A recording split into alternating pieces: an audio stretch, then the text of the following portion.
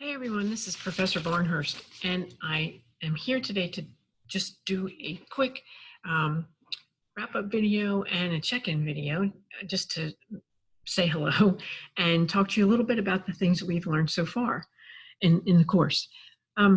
First of all, what I want to say is thank you very much for the efforts that you're putting into both the discussion forum and the surveys, the videos, excuse me. I appreciate the efforts that you put into not only the questions, but the research that you're doing to support your analysis, as well as the critical thinking that you're doing with the forums. Sometimes the forums can be sort of bland and not very productive, but you're doing a very, very good job of replying to each other, providing some insight, information, and it's all good learning. So I appreciate your efforts, and I especially appreciate you taking the time to do the videos, because I enjoy seeing your faces and getting a little bit better understanding of who you are and what's important to you. So thanks very much for those efforts. And I'm very happy that we're using the outside Zoom link, and everybody seems to be an expert at Zoom. So I haven't heard any complaints. So hopefully that's all going well for you. So just before I do the wrap up of the chapters, what I want to do is talk to you a little bit about last week's VAL survey and the loyalty form, just to give you a wrap up of what was said. Interestingly enough, most of you were innovators and achievers. That was the majority of the class. Almost everybody had innovator as either their primary or secondary motivation. There was 3 thinkers and 1 experiencer in addition to that. Otherwise, you were an innovator and achiever. And I'm not surprised by that, because you're in the MBA program here at DeSales, and you wouldn't be here if you weren't looking to achieve. You wouldn't be where you are in your career if you weren't an achiever. And I think that we should expect that of ourselves in this particular type of program. That is not to say that there's anything wrong with being a thinker or an experiencer. My perspective on that, experiencers are usually younger folks who aren't married yet, who like the outdoors and lots of activity. As we get married and get a little older, we still like the outdoors, but we don't think of ourselves as much as an experiencer because we have other priorities at the time.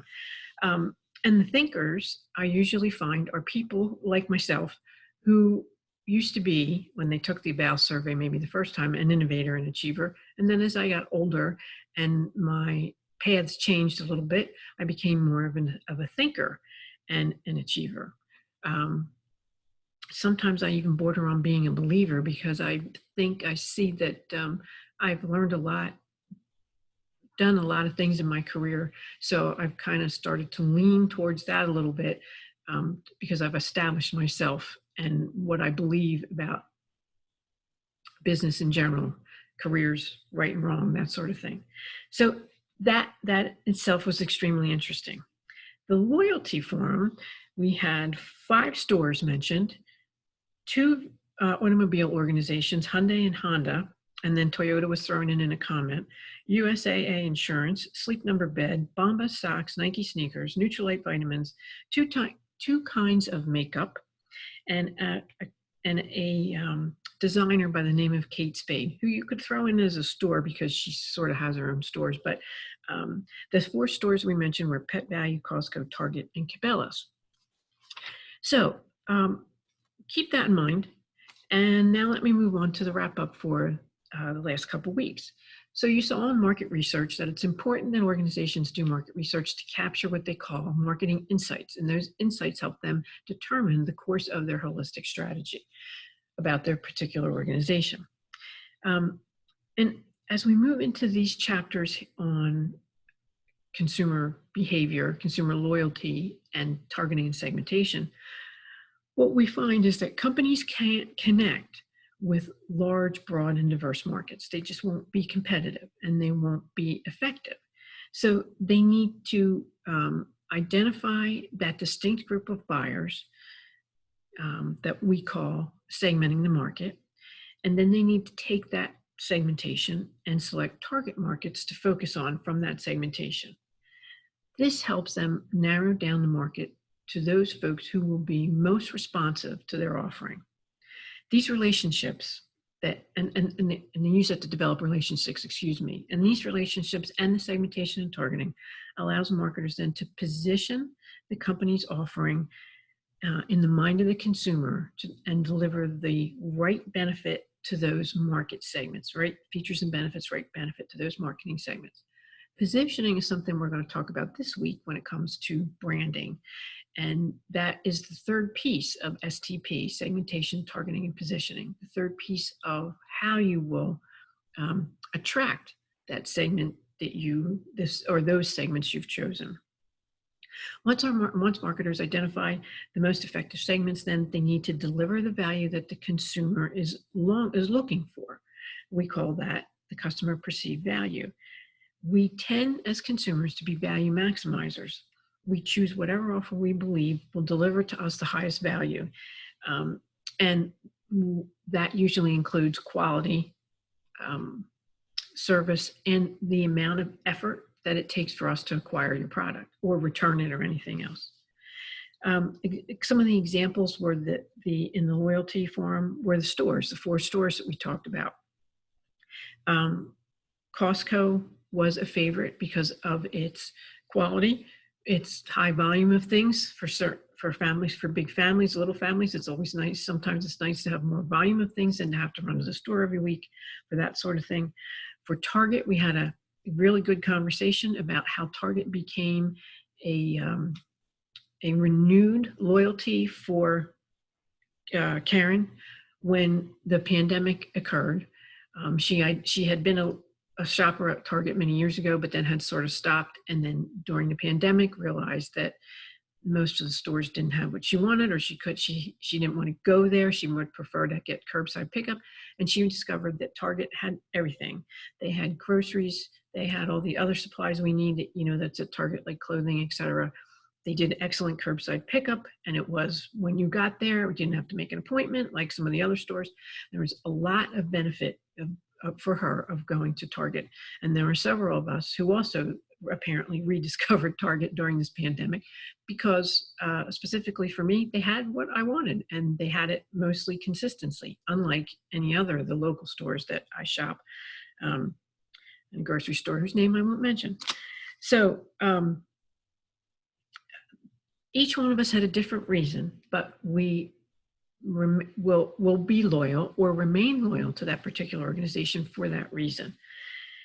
In the VAS survey, we saw that that's one tool that can be used to identify those consumers that will fit that segmentation, and the company can effectively target.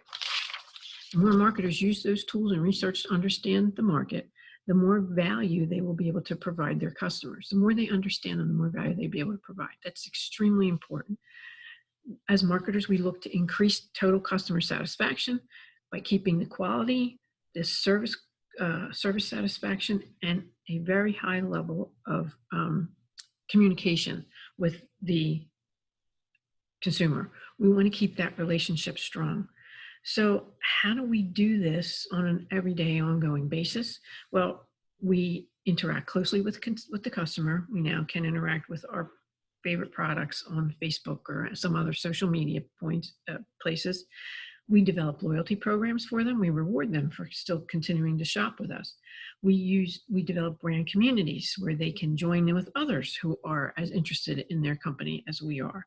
And as marketers, we also use technology like customer relationship management tools, which is database gathering of your detailed purchasing information so that they can identify trends, either positive or negative.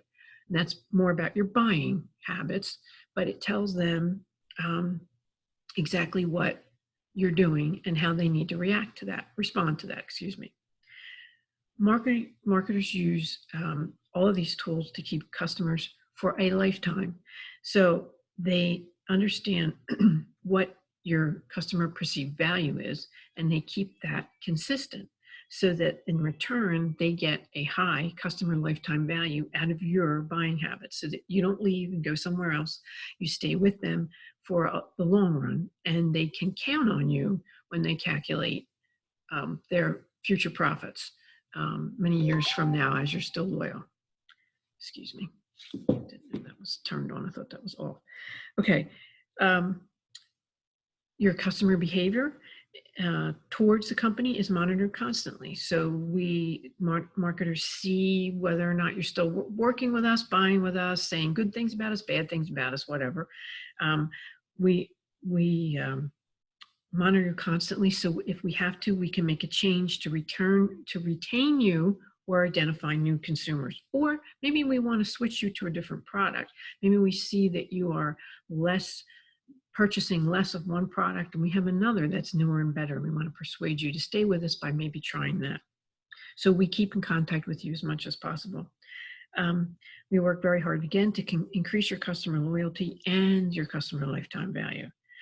These tactics not only help companies to stay competitive, but it also helps them to identify new competitive strategy and to maintain their position in the market. It's extremely important that they maintain their position and can stay ahead of the competition, excuse me.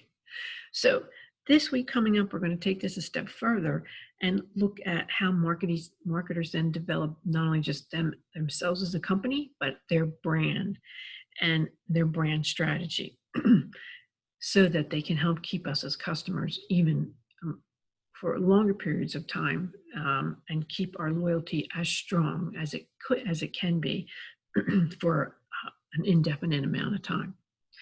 All right, so, and I think you're going to enjoy this week's information, excuse me, because we're going to look at something different, the way organizations use branding and something we call emotional branding to help retain your loyalty. So thank you very much for your time. I will see all of you on the forum. And again, as usual, if you have any questions, you can call myself if it's a personal issue.